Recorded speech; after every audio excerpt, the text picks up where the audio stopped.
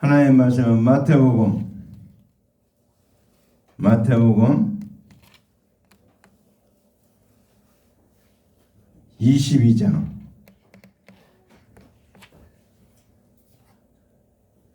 마태복음 22장 23절에서 33절. 응?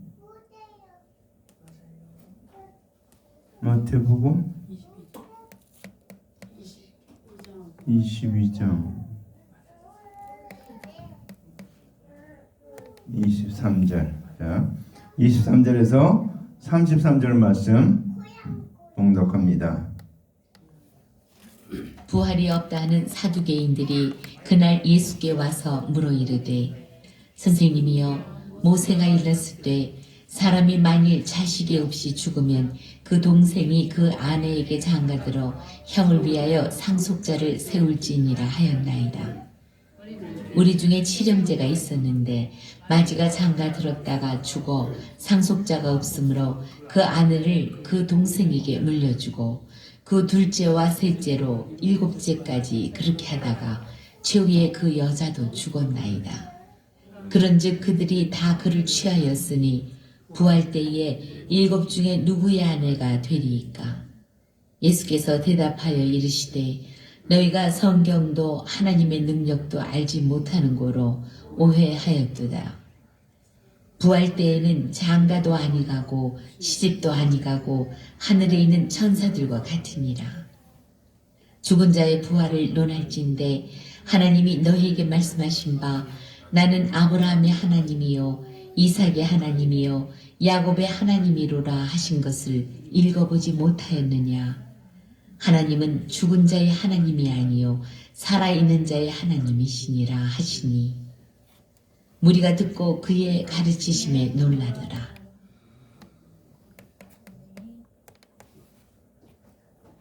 자, 오늘 말씀의 제목은 부활이 없다는 사두개인. 우리가 사두개인에 대해서 좀 알아야 되는데 바리새인하고 사두개인, 바리새인들은 성경에 정통한 사람들이 바리새인들입니다. 그래서 율법사, 서기관 이런 사람이 다 바리새인들입니다. 근데 사두개인은 어떤 사람들인가 하면 지금으로 말하면 종교 지도자가 아니고 정치 지도자들, 정치하는 사람입니다. 그러니까 세상적으로 하는 사람들인데 그들은 사실은 부활도 믿지 않고 부활을 믿지 않아요. 성경에서 여기 말씀을 읽다 보면 그렇죠. 부활이 없다는 사두개인들은, 그러니까 이들은 부활이 없다고 하는데 그런데도 하나님은 믿어요. 왜? 모든 사람들이 전부 다 하나님을 믿고 있으니까 자기들이 하나님을 부인하면 어떻습니까? 왕따 당하겠죠, 완전히. 그래서 유대인들은 지금은 안 그렇지만 예전에는 유대교를 믿지 않으면 사회생활을 할 수 없습니다.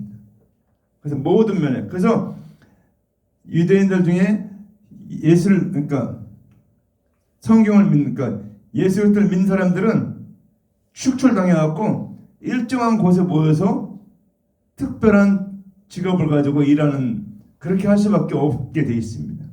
그래서 그와 마찬가지로 이 사두개인들은 부활이 없다고 합니다. 정치 지도자니까 정치적으로 그런 말, 그러니까 부자인 사람들이 주로 많죠. 이 사두개인들은. 그래서 부활이 없다고 믿는데 왜 오늘 부활이 없다고 믿는데 오늘 예수님 앞에 나와서 부활에 대한 것을 질문하느냐?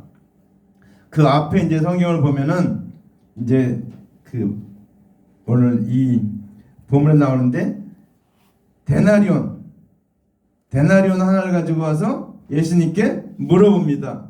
이 가이사에게 세를 바치는 것이 가합니까? 바치지 않는 것이 가합니까? 이게 굉장히 큰 문제였거든요. 그 당시 가이사에게, 이 나라를 차지한 가이사에게 세를 바치는 것이 맞냐, 안 바치는 것이 맞냐, 그 문제 갖고 왜 그들이 해결하지 못하는 세 가지 난제가 있었는데 그 중에 하나가 이 세금 바치는 문제하고 오늘 보면 부활의 논쟁하고 또 하나가 있었는데 그 가장 큰 계명, 이 세 가지가 있었는데 오늘 이들이 이 문제를 해결할 수 없으니까 예수님 앞에 갖고 나와서 예수님께 올무로 던진 거예요. 자기들이 해결 못하니까 예수님도 이 문제를 해결하지 못할 것이다 했는데 예수님이 그 세금 바치는 문제는 가이사의 것은 가이사에게, 하나님의 것은 하나님께 바치라 하면서 그 문제를 해결해 버렸어요. 그러니까 바리새인들이 할 말이 없잖아요. 그러니까 이제 바리새인들은 물러가고 사두개인들이 이제 이 문제를 갖고 나왔어요. 이 부활의 문제. 이 부활의 문제는 난제 중에 난제였습니다. 왜? 사두개인들하고 바리새인들하고 어떤 논쟁이 붙었을 때 사두개인들이 들고 나오는 문제가 바로 이 문제예요. 이 문제를 가지고 나오면 바리새인들이 대답을 못했어요. 이거에 대해서 어떻게 얘기를 할지 자기들이 가진 부활의 상식을 가지고는 이것을 해결할 수가 없었습니다. 그러니까 우리가 알고 있는 것이 전부가 다 아니다라는 것을 잘 알아야 됩니다. 우리가 알고 있는 건 육적인 것이 많기 때문에 영적인 것을 가지고 해결해야 되는데 육적인 것을 가지고 해결하다 보니까 이 바리새인들도 부활의 문제에 대해서 해결하지 못하는 이 난제를 오늘 이 사두개인들이 갖고 나왔습니다. 그래서 뭐라고 그러니까 부활이 없다는 사두개인들이 예수께 와서 물어 이르되, 뭘 물어봅니까? 이 부활의 난제의 문제에 대해서 오늘 말하고 있는 것입니다. 이들은 부활이 없다고 하면서도 오늘 예수님을 올무걸게 하기 위해서 이 부활의 문제를 가지고 나온 것입니다. 그렇죠? 믿지 않다가 가끔 이제 예수 믿는 사람들한테 하나님에 대해서 질문하죠. 믿지도 않으면서 자기들은.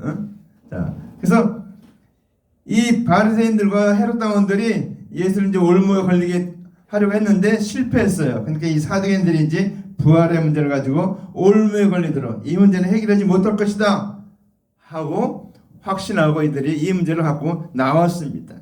그렇죠? 우리가 지금 많은 사람들이 부활을 믿지 않고 있습니다. 특히 교회에 다니면서도 부활을 믿지 못하는 사람들이 굉장히 많아요. 그냥 부활은 그냥 상식적인 생각으로만 생각을 하고 그 심각하게 생각하지 않습니다. 근데 우리 기독교에서 부활을 빼놓으면은 아무것도 아니에요. 그래서 고린도서 15장에 보니까 사도 바울이 부활에 대해서 쭉 얘기를 하고 있죠. 굉장히 논리적이고 사도 바울이 이 학문을 많이 한 사람이라고 해서 이 논리적으로 이 서신서를 쓰고 있습니다. 그래서 로마서도 사도 바울이 썼어요. 그러니까 아주 논리적입니다. 논리 정연하고 그 논리가 빈틈이 없어요. 그래서 그런데 오늘 이들이 이 논리적으로 이 문제를 갖고 예수님 앞에 나온 것입니다.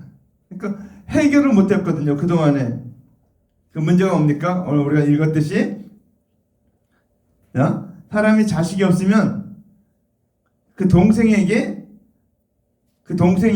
그 아내에게 들어가 장가를 들어야 된다 이런 것이 그러니까 우리는 안 그렇지만 유대인들은 계대 결혼법이라고 해요. 계대. 그래갖고 형이 죽으면은 그다음에 그 동생이 형 대신에 형수를 취하는 거예요. 결혼해서 첫 번째 낳는 아이는 형의 이름을 세우고 두 번째 낳는 아이부터 자기 이름으로 세우는 겁니다. 그게 계대 결혼법이에요. 근데 이게 유대인들은 하나님의 이 말씀을 하신 이유를 모르는 거예요. 정말 이대로 했어요. 그냥 이대로.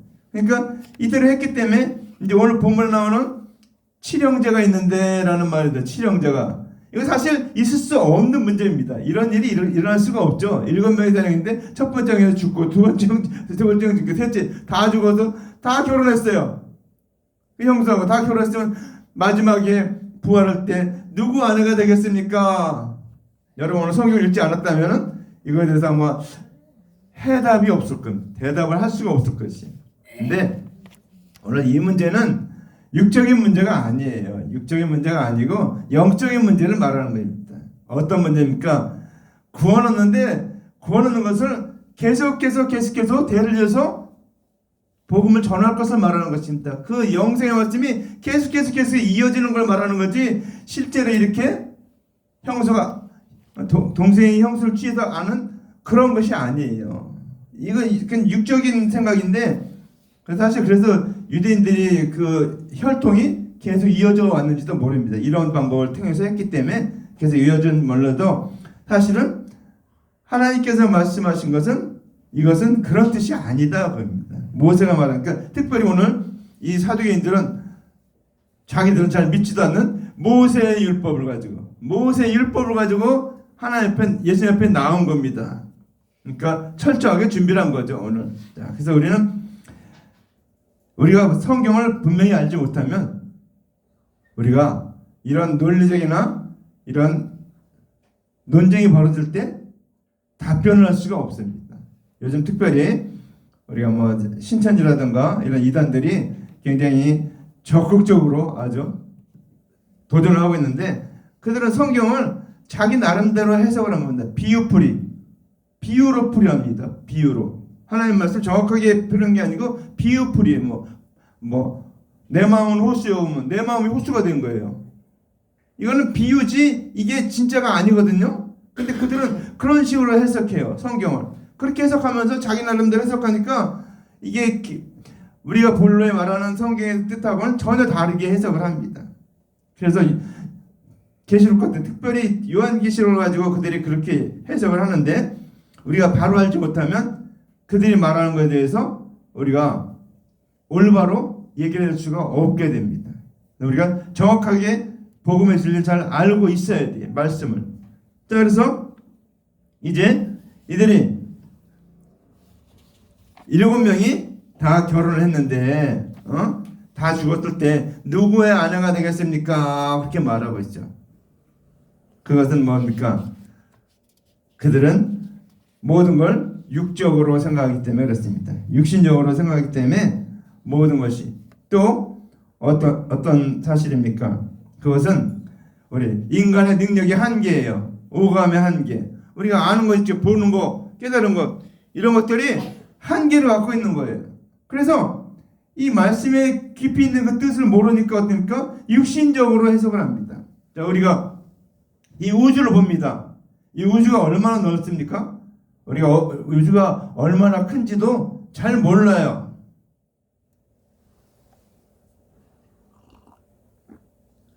우주가 우리가 보는데 하늘 이렇게 별 이렇게 다 있는 그 정도만 알고 있는데 사실은 그 정도가 아니란 겁니다. 우리가 보는 이 우주는 천체 많은 경우로 다 볼 수가 없어요. 이 우주의 끝이 어떻게 했냐면 어떤 천문학자가 얘기합니다.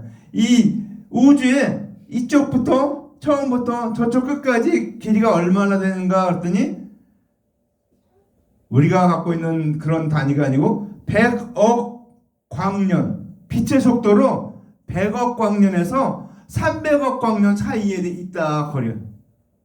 1광년만 해도 빛이 똑딱할 때 지구를 몇 바퀴 돕니까? 7바퀴 반을 돌아요. 근데 그런 속도로 1년만 가도 우리가 그 거리가 얼마인지 잘 모릅니다. 알 수가 없습니다. 근데 천문학자가 측정한 거면 100억 광년, 그러니까 빛의 속도로 100억 년을 가야 된다는 겁니다. 100원. 지구를 7바퀴 반 도는 속도로 100억 년을 가면은 그 거리가 얼마나 되겠습니까? 우리가 제트기 타고 100억 년만 가도 그 거리가 어마어마할 텐데 빛의 속도로 100억 광년이니까 이 우주는 너무너무 광활하고 너무너무 커서 우리의 이 지식으로는 머리로서는 깨달을 수가 없다는 것입니다. 그만큼 이 하나님 만드신 우주가 그렇게 광활한데 우리가 다 알지 못한다는 거죠. 우리가 아는 것은 말하자면 우리가 이제 이걸 이제 내가 아는 지식의 한계를 요만큼이라고 그래요. 네모난 거. 요만큼 알고 있다. 그럼 내가 모르는 건 얼마큼인가 하면 요 네모난 상자 밖에 모든 것은 다 모르는 겁니다. 그러니까 내가 아는 게 얼마나 극한적인가, 얼마나 작은 것인가 하는 것을 보여주는 말씀입니다. 그래서 우리가 아는 것은 굉장히 부정확하고 모자라고 한계를 갖고 있다는 것입니다. 우리가 보는 것도 어떻습니까? 보는 것 얼마 이상을 볼 수 없잖아요. 근데 몽골에 사는 사람들은 눈이 뭐라고 그러죠? 몇 점 0이라고 하는데 5점 0인가? 우리가 볼 수 있는 게 더 멀리를 볼 수 있습니다. 그들은 우리의 한계를 벗어났죠. 벌써 몽골인들은. 근데 우리는 그거밖에 안 되지만 가장 좋아야 2.0밖에 안 되잖아요. 2.0. 응? 근데 그들은 5.0이거든. 근데 지금은 어떻게 더 안 보이는 게 더 많죠. 우리가 이 세상에. 그러니까 우리가 아는 것하고 보는 것하고 그런 걸로만 우리가 살아갈 수 없다라는 것입니다. 오늘 그 문제로 오늘 여기서 주님께서 말하는 것입니다. 그런데 뭐라고 합니까? 이제 본문 말씀 중에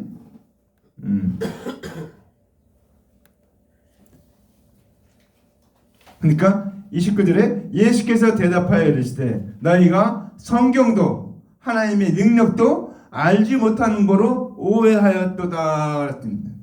그러니까 우리가 하나님에 대해서 알았으면은 하나님은 그렇게 정말 광대하시고 광활하시고 정말 무소부지하시고 무한하신 능력을 가진 그 하나님이라는 걸 우리가 조금이라도 알았다면 아마 이 말씀을 갖고 나오지 않았을 것 같습니다. 근데 우리가 하나님의 능력을 다 모릅니다. 그래서 오해하는 게 많아요. 우리가 막 기도하고 막 하는데 응답이 더디 올 때 있죠. 우리 막 굉장히 불안해요. 왜 하나님 왜 빨리 응답을 안 주시나 하고 막 굉장히 불안해합니다. 근데 우리 같으니까 하나님 다 알고 있어요. 우리의 모든 걸 아시고 우리의 문제를 아시고 우리가 어떻게 하는 것이 가장 좋은 것인지 내게 응답을 언제 주는 것이 가장 좋은 건지 하나님은 아시는데 우리는 모르잖아요. 어린아이가 막 칼 달라고 부모에게 요구하면 칼을 줄 수 있습니까? 칼을 못 줘요. 어른이 돼서 칼을 이렇게 마음대로 이렇게 요리하고 할 때 잘 쓸 수 있는 그런 정도가 돼야지 칼을 주지. 그 전에는 칼을 줄 수가 없잖아요. 칼을 주면 우리가 비고 찌르고 그러면 어때요? 큰일 나죠. 그러니까 하나님이 아시고 부모님이 알고 자녀에게 맞게 모든 걸 해주듯이 하나님은 우리의 모든 걸 다 아십니다. 그분 전능하신 분이 그렇기 때문에 우리가 가장 필요하고 우리가 가장 좋은 것이 무엇인지 아십니다. 그래서 주님은 하나님의 언약을 약속하셨고 하나님의 언약대로 예수 그리스도를 십자가에서 대속제물로 죽기까지 하면서 우리의 죄를 용서하시고 영생을 얻도록 하셨다는 것입니다. 그것은 우리가 지금 우리가 생각해도 도무지 이해가 되지 않는 겁니다. 왜 어떻게 의인들을 위해서 아들을 내어주는 것도 힘들 텐데 죄인 우리는 어떻습니까? 우리는 죄인이에요. 아담과 하와는 죄인이었어요. 선악과 알게 한 남을 따먹으로 말미암아 죄인이 되었습니다. 그래서 이제 하나님과 원수가 된 거예요. 원수가. 근데 하나님 어떻습니까? 독생자 예수 그리스도를 약속하셨잖아요. 여자 요소를 통해서 구원하겠다고 약속하셨잖아요. 그게 얼마나 놀라운 사랑인가. 우리는 왜 그렇게 하나님이 우리를 그렇게 사랑하시는가. 자녀를 낳아보면 알아요. 자녀를 위해서 엄마 아빠가 뭐든지 다 해주려고 했잖아요. 뭐든 있는 걸 다 해주려고. 응? 근데 그 자녀가 만약에 죽음으로 간다. 그럼 엄마 아빠가 못 가게 막을 거 아니에요. 다 끝까지. 무슨 수를 쓰든지 그렇게 할 거 아니에요. 하나님도 마찬가지입니다. 우리가 다 지옥 가야 되니까 지옥 가지 않게 하기 위해서 예수님을 이 땅에 메시아로 보내시고 구세주로 보내시고 우리의 죄를 위해서 십자가에서 피와 살을 다 찢기기까지 흘려주셔서 우리를 구원하신 것입니다. 얼마나 놀라운 사랑입니까? 그 놀라운 사랑. 그렇기 때문에 우리는 하나님의 능력을 알지 못한다고. 하나님 말씀으로 한마디로 하니까 이 우주 만물이 만들어졌어요. 이 우주 만물이 얼마나 광활한가. 아까도 얘기했잖아요. 100억 광년에서 300억 광년 되는 그 거리에 있는 어마어마한 우리 생각도 할 수 없는 그 어마어마한 이 우주 만물을 만드셨고 누구를 위해서 만드셨습니까? 저와 여러분을 위해서. 이 지구도 만드시고 에덴 동산도 만드시고 주님께서 예수 그리스도 예비하시고 주님께서 모든 걸 다 준비하셨다는 사실입니다. 근데 그 하나님 능력을 우리가 알 수 있습니까? 알지 못한다는 것입니다. 그러니까 우리는 하나님 앞에 나는 하나님 앞에 죄인입니다. 그렇게 세리와 창기같이 그렇게 하나님 앞에 겸손한 것이 가장 지혜로운 거예요. 우리는 하나님 앞에 겸손해야 돼요. 항상 하나님 앞에 나올 때 우리는 경외라고 그러죠. 공경경자 두려워할 외자. 공경한다는 건 사랑하는 거고 외자는 두려워하는 거. 그러니까 하나님은 사랑하기도 하지만 두려워하기도 하는 두 양면성을 우리는 다 갖고 하나님 앞에 나아가야 돼요. 함부로 하나님 앞에 나아갈 수 없기 때문에 옛날에는 성막에 지성소에 아무나 들어가지 못하고 제사장만 1년에 한 번씩 짐승의 피를 가지고 그 하나님 앞에 나아갔죠. 법궤 앞에 나아갔죠. 그게 하나님 앞에 우리는 그렇게 생명을 가지고 주님 앞에 나아가야 되는 두려운 관계라는 것입니다. 그렇지만 또 그분 어떻습니까? 나의 하나님, 나의 아버지라는 거죠. 나의 아버지. 우리는 그의 자녀고. 그렇기 때문에 주님은 우리를 위해서 이 모든 걸 준비하신 그 사랑의 주님. 그렇기 때문에 그 사랑의 하나님, 그 능력의 하나님을 알지 못하면은 이것이 해결이 안 되는 거예요. 이 말씀. 또 우리가 성경도 성경 말씀을 잘 알아야 되는데 우리가 성경을 제가 설교할 때마다 하는 말이지만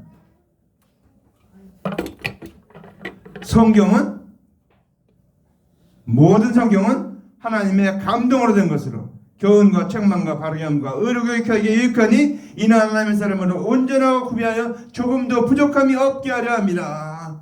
주님께서 이 말씀을 기록했는데 영으로 하나님의 감동으로 기록되는 것입니다.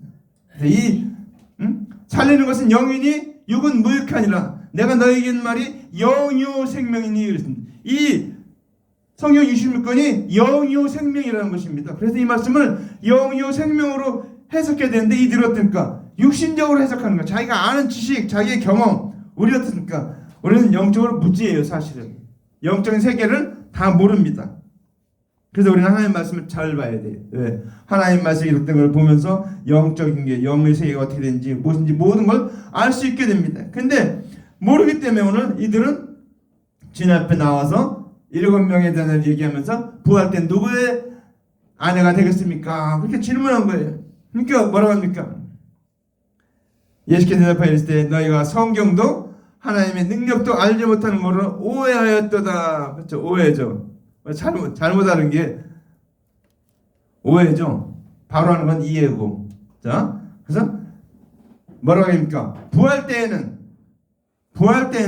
장가도 아니가고 시집도 아니가고 하늘에 있는 천사들과 같으니라 그랬습니다. 그렇죠? 30절 말씀. 부활 때는 장가도 아니가고 시집도 아니하고 하늘에 있는 천사들과 같다. 우리가 하나님 주신 명령 중에 두 가지가 있습니다. 첫째 뭔가? 생육하고 번성하라는 명령이 있죠. 그 말씀 어떻습니까? 육신적으로 번성하는 걸 말합니다. 생육하고 번성하는. 이게 아담하고 범죄하지 않았으면은 이 생육하고 번성하는 문제가 계속됐으면 이게 하나님의 큰 축복이에요. 왜? 전부 다 하나님의 백성이고 영생 얻을 백성인데 아담하고 범죄함으로 말미암아 이것이 어떻습니까? 육신적으로 바뀌어버렸어요. 죄인들을 생육하고 번성하게 만들었기 때문에 더 큰 죄를 범한 게 되죠. 그래서 주님께서는 이제 이 말씀을 하는 겁니다. 부활 때는 어떻습니까? 부활 때는 시집장가 가는 일이 없다고 합니다. 부활 때는 유대인들은 천사들에 대해서 잘 아릅니다. 우리보다 훨씬 더 광활한 지식을 갖고 있어요. 천사들에 대해서. 그래서 그들은 천사를 숭배하기까지 합니다. 원래 숭배하면 안 되는데 천사를 숭배하기까지 해요. 이들은. 그러면서 오늘 이들이 천사들과 같다. 그러니까 천사는 어떻습니까? 천사는 시집장가 가는 일이 없죠. 완전체죠. 하나님 만든 피조물 중에 가장 완전한 것이 천사입니다. 천사가 완전해요. 우리 인간은 완전하게 만드는데 범죄함으로 말미암아 천사보다 못한 존재가 됐죠. 자, 근데 이제 우리가 부활 때 천사와 같다. 그러니까 여러분이 부활하면 어떤 뭡니까 하면 어느 목사님이 그렇게 얘기하더라고요. 부활해서 이제 우리가 변화받고 영생 얻게 되면 어떻게 되는가? 상대방이 누군지는 알아본다는 거예요. 아, 저 사람이 육신에 있을 때 내 남편이었구나 아내였구나 그건 알아보지만 그 이상의 관계는 아무것도 없다는 거지. 왜? 그때는 완전한 몸이기 때문에. 부활 때 어느 할아버지가 할머니가 먼저 돌아가셔갖고 그렇게 막 기도를 했대요. 하나님 제발 우리 아내 한 번만 보게 해주십시오 하고 기도했대. 근데 기도했는데 어느 날 꿈에서 천국을 간 거예요. 천국 가서 그러니까 천사가 인도라는 거 다 보여주는데 자기 아내를 안 보여주더래요. 그래서 내 아내를 좀 보여주십시오. 그러니까 찾아봐라. 그러니까 찾아보러 갔어요. 천국 다 보는데 아무리 봐도 없는 거예요. 근데 저기 보니까 어디 좀 얼굴을 알만한 사람이 있더래요. 그래서 가만히 쳐다보니까 우리 자기 할머니 처녀 때 모습이더래. 처녀 때 모습. 이제 그렇게 하나님 보여준 거죠. 우리 완전한 모습을 보여준 건데 우리의 몸은 어떻습니까? 천사와 같다. 천사와 같다. 우리가 영생을 얻으면 재림 때 어떻게 됩니까? 우리가 죽은 자들은 무덤 속에서 살아나고 살아난 자는 변화돼서 영원한 몸, 영성체를 입기 때문에 영원한 생명을 얻게 됩니다. 그래서 영원히 살게 되는 거예요. 천사들과 같이 영원히 살게 된다. 그래서 천사도 흠모한다고 얘기하잖아요. 천사도 흠모하게 찬송가 있죠. 자, 그래서 우리 그리스도의 대속의 자는 육의 몸이 죽게 되면 이제 죽지 않는 몸을 덧입게 됩니다. 그래서 예수님이 뭐랍니까? 내가 처소를 예비하러 가노니 내가 처소를 예비하면 너희를 데리러 오겠다. 그렇게 얘기하고 있죠. 주님께서 처소가 뭔가 우리가 영원히 걸 집을 말합니다. 죽지 않는 몸, 그 몸을 주님께서 만드셔서 우리에게 가지고 오신다 그 얘기입니다. 그래서 오늘 천사들과 같이 시집장가 가는 일이 없기 때문에 부활하면 결혼하는 일이 없다 그 얘기죠. 자, 죽은 자의 부활을 논할진데 죽은 자의 부활에 대해서 말합니다. 하나님이 너희에게 말씀하신 바 나는 아브라함의 하나님이요 이삭의 하나님이요 야곱의 하나님이로다 하신 것을 읽어보지 못했느냐. 하나님은 죽은 자의 하나님이 아니요 살아있는 자의 하나님이시니라 하시니. 이게 무슨 얘기예요? 하나님은 죽은 자의 하나님이 아니고 산 자의 하나님이시다. 그 얘기 뭡니까? 아담도 우리 여기 나오는 우리가 부활하는 천사같이 죽지 않기 때문에 영원한 하나님의 자녀가 되고 하나님은 우리의 영원하신 하나님이 된다 그 얘기입니까? 그러니까 무슨 얘기입니까? 우리가 다 부활해서 살게 되면 주님은 산 자의 하나님이라고 합니다. 죽은 자, 죽을 몸을 가진 그런 몸을 가진 자의 하나님이 아니고 살아있는 몸, 이제 영생하는 몸을 가진 그 사람의 하나님이다. 그 얘기 말하고 있는 것입니다. 그래서 여기에 나는 아브라함의 하나님이요 이삭의 하나님이요 야곱의 하나님이라. 그 얘기는 무슨 말입니까? 아브라함이 하나님의 언약을 믿었기 때문에 영생을 얻었죠. 이삭도 하나님의 언약을 믿음으로 영생을 얻었고 야곱도 하나님의 언약을 믿음으로 영생을 얻은 것을 두고서 나는 아브라함의 하나님이요 이삭의 하나님이요 야곱의 하나님이로다 라고 말하는 것입니다. 자, 그러니까 오늘 이 말씀을 하니까 33절에 뭐라고 합니까? 무리가 듣고 그의 가르침에 놀라더라. 부활에 대해서, 이 부활의 문제에 대해서 아무도 그 누구도 이 문제를 해결하지 못했는데 예수님이 놀랍게 해결해주고 성경에 있는 말씀을 가지고 해결해주니까 사람들이 그의 가르침에 놀랬다. 이 부활의 문제 이제 다시는 이 바리새인들 아니 사두개인들이 이 문제를 갖고 나올 수가 없게 된 겁니다. 바리새인들에게 아주 정말 철천지 같은 원수 같은 이 문제였는데 이 문제를 예수님이 해결해 준 거예요. 성경을 바로 알아야 된다. 그래서 우리는 성경을 바로 알고 하나님의 능력도 바로 알아야 됩니다. 우리는 하나님의 능력도 성경도 바로 모르기 때문에 오해할 때가 많아요. 하나님 오해할 때 왜 하나님 내 기도에 응답하지 않고 왜 이 문제를 이렇게 해결하지 않고 왜 하나님은 이렇게 안 하십니까? 라고 얘기하는데 그건 내 생각이에요. 내 생각. 내가 알고 있는 건 어떻습니까? 내가 알고 있는 건 하나님이 알고 있는 게 누구 말대로 저기 해운대 모래사장이 있죠. 해운대 모래사장이 있는데 그 모래사장에서 모래 하나 딱 집어들어요. 에? 우리 하원이가 모래사장에 있는 모래 하나 딱 집어들었어요.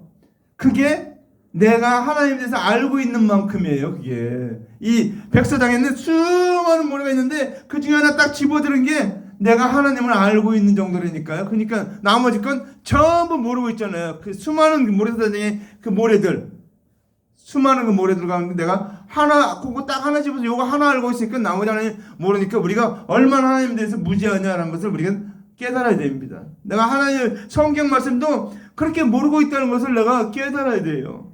그래서 우리는 정말 눈물을 흘려서 기도해야 돼. 하나님 앞에 내 눈을 열어서 다윗이 말했습니까? 다윗이 내 눈을 열어서 주의 법에 기이한 것을 보게 하옵소서. 하나님의 말씀 너무도 귀하고 놀라운 말씀인데 너무 자기가 못 깨닫고 있으니까 다윗같이 깨달은 사람도 사실은 없어요. 성경을 볼 때 다윗같이 시편을 막 다 썼잖아요. 거의 다 시편의 그 150편이 거의 대부분이 이 다윗이 쓴 시입니다.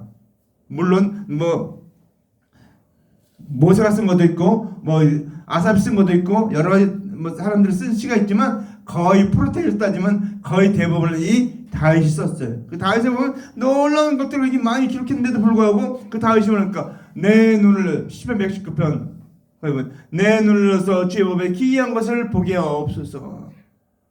왜? 하나님의 그 놀라운 것이 얼마나 놀라운 것이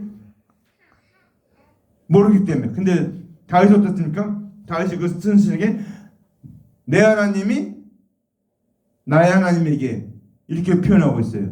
거기서 벌써 다윗은 예수님에 대해서 알고 있고 여호와 하나님에 대해서 알고 있어요.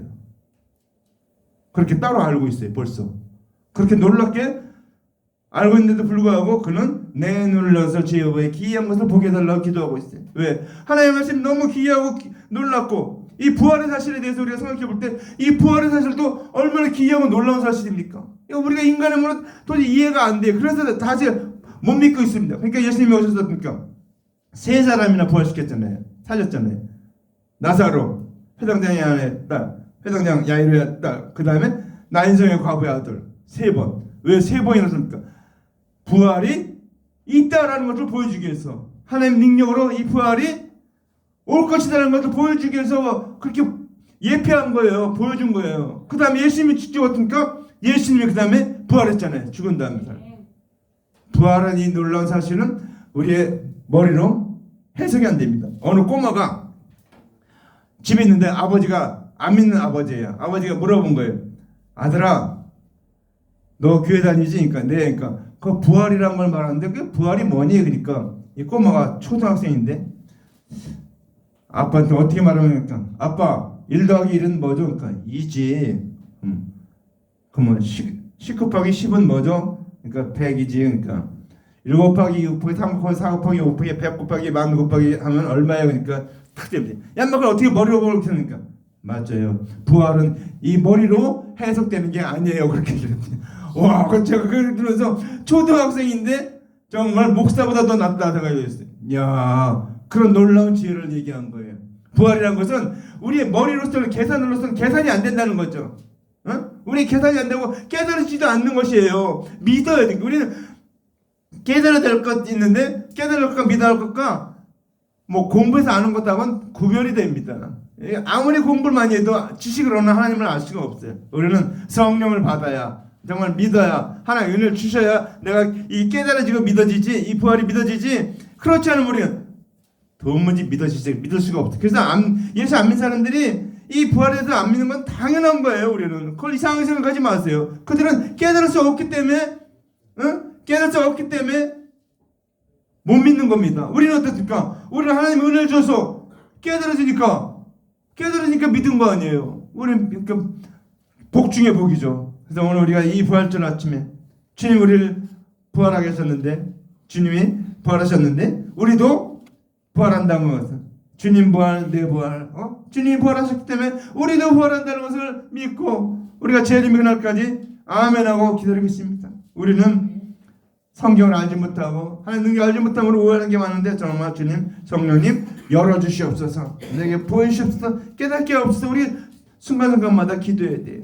주님이 십자가에 달려 돌아가신 그 사랑은 우리의 머리로서 모든 걸 다 이해할 수가 없는 그 사랑입니다. 엄청난 사랑입니다. 그 사랑을 베푸신 주님께서 이제 부활까지 하셔서 부활해서 우리에게 부활의 소망을 주셔서 마지막 주님이 오시는 그 재림 아침에 우리는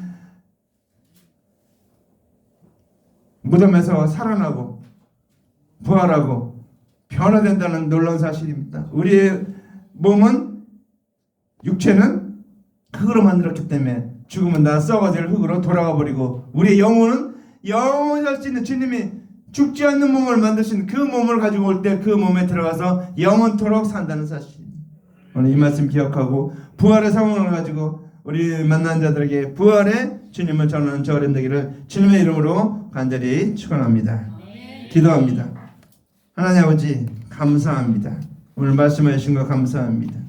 우매무지한 종이 하나님의 놀라운 하나님의 은혜의 말씀을 제대로 다 전하지 못했음을 자백합니다. 아버지 하나님, 우리는 해운대 백사장에 있는 모래 하나 집어든 것으로밖에 우리가 하나님 알지 못하는 어리석은 자들입니다.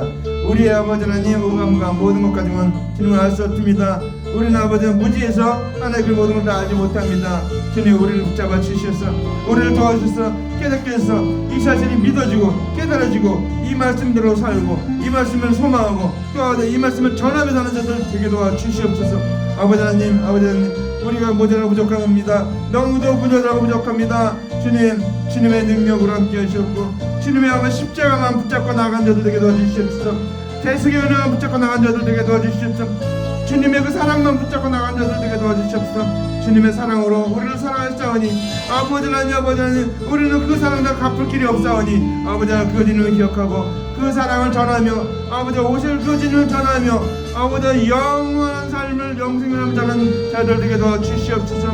우리에게 아버지 이 놀라운 말씀 주시사오니 말씀 바로 깨닫고 아버지 부활이 없다는 사도행전같이 어리석은 자에게 되지 않게 하셨고 아버지 하나님, 주님을 믿고 영생을 얻고 부활의 상황을 가지고 영원한 삶을 바라보면서 사는 자들 되게 도와주시옵소서. 주님 영광 받으시옵소서. 아버지 인도하여 주시옵소서. 아버지 하나님, 아버지 주님께서 오늘 이끌어 주셔서 아버지 하나님 이 놀라운 은혜 가운데 살게 하시고 누리며 살게 하시고 이 놀라운 은혜를 나만 누리고 사는 것이 아니고 다른 사람에게도 전하며 다른 사람에게도 베풀며 아버지 전하며 아버지 간증하며 사는 자들 되게 도와주시옵소서. 아버지 하나님, 주님이 받은 은혜를 간증하며 나눠주며 사는 자들 되게 도와주시옵소서. 우리가 받은 은혜는 놀라운 은혜입니다. 어마어마한 엄청난 은혜입니다. 영원토록 자랑해도 다 자랑할 수 없는 그런 은혜입니다. 아버지 하나님, 아버지 하나님, 이 은혜는 영생을 주는 은혜입니다.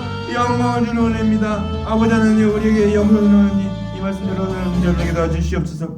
주님 역사하시옵고 인도하시옵고 붙잡으셔서 이 말씀이 이르던 놀라운 축복이 우리의 것이 되게 도와주시옵고 이 놀라운 말씀 우리가 아버지 하나님 우리가 성경 하나님 능력도 알지 못하는 걸로 오해했다는 걸 바로 깨닫고 하나님 말씀 바로 깨닫고 아버지 바로 살 수 있도록 성령 충만함 받고 은혜 받고 능력 받고 하나님 말씀 깨달아서 하나님 원하는 믿음의 삶을 살게 도와주셨고 이 아버지 하나님 은혜의 삶을 살면서 또 아버지 하나님 주한 자들에게 이 놀라운 은혜를 전하는 자들 되게 도와주시옵소서. 예수님 이름으로 간절히 기도합나이다.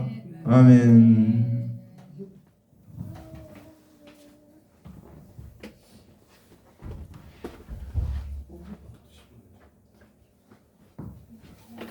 할렐루야. 여호와는 내게 복을 주시고 너를 지키시기를 원하며 여호와는 그 얼굴을 내게 비추사 은혜 베시기를 원하며 여호와는 그 얼굴을 내게로 향하여 드사 평강 주시기를 원하노라. 이제는 우리 구주 예수 그리스도의 놀라우신 은혜와 하나님 아버지의 그 극진하신 하나님의 언약을 약속하시고 예수를 통해서 십자가에서 달려 죽으시고 부활하고 승천하게 하심으로 우리의 그 놀라운 사랑을 알게 하신 것과 또 그 하나님의 언약을 믿게 하고 깨닫게 하고 그 말씀대로 살 수 있도록 도우시는 성령님의 놀라운 은총과 역사하심이 오늘 말씀 듣고 주님 앞에 살기로 결심하고 작정하고 나아가는 하나님의 아들들 머리 위에 이제부터 영원토록 함께 있을지어다.